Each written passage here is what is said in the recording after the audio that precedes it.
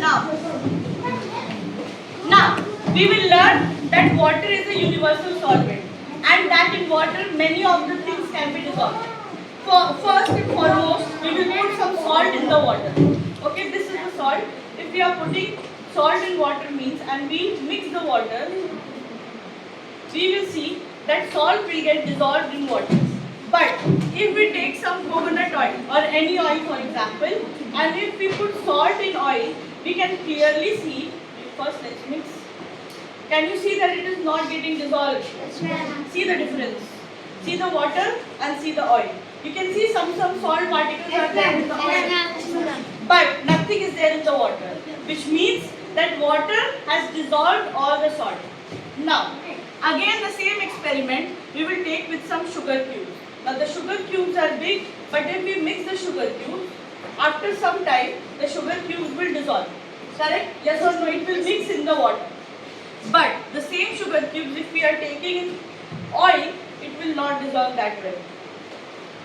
It will take very much time to dissolve. Okay.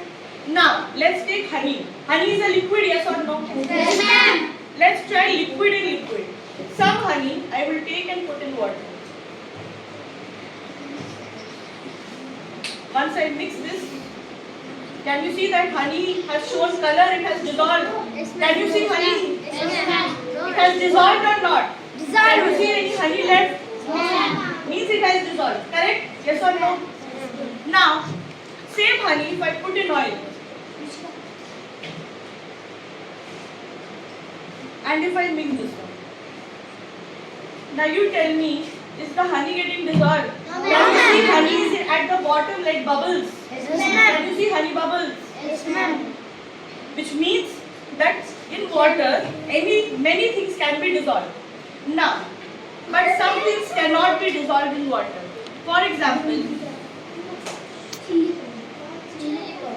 we'll take some chili powder.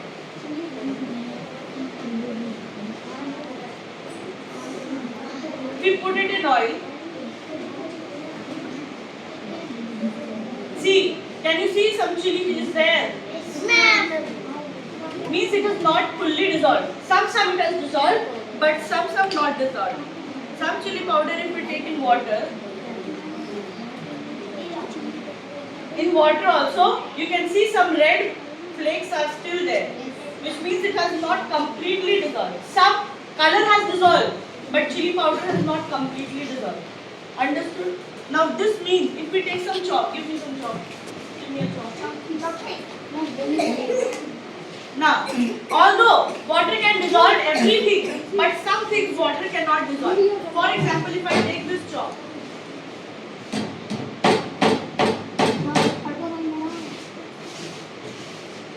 some chalk if I put in oil and some chalk if I put in water also.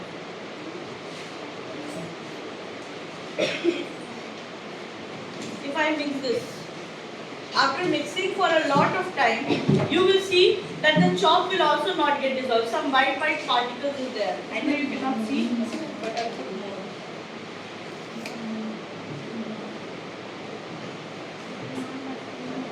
So pause 1 minute.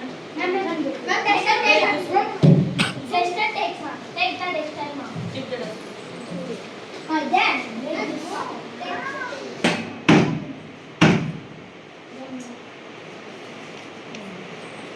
Now we are mixing the chalk also. You can see some white powder is still there. And at the bottom some rocks are there. It will not dissolve.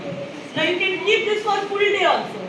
But these chalk powders will not dissolve. So even though 4 to 5 things have been dissolved, but 1 to 2 things have not been dissolved.